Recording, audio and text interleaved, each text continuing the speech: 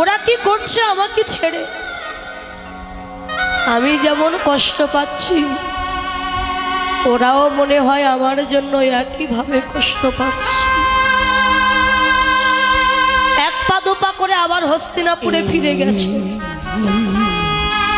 যেই রাজসভায় প্রবেশ করতে যাবেন, হঠাৎ দেখতে পেলেন ওই যুধিষ্ঠির রাজা হবে জেনে চতুর্দিকে আলো দিয়ে সাজানো হয়েছে, ফুল দিয়ে সাজানো হয়েছে, আর পঞ্চ পাণ্ডব আনন্দে হই হুল্লোড় করছে, নৃত্য গীত করছে। আরে থমকে দাঁড়ালেন ভগবান। যাক, ওরা তাহলে আমায় ভুলে গেছে। আমি তো চেয়েছিলাম যুধিষ্ঠির রাজা হোক,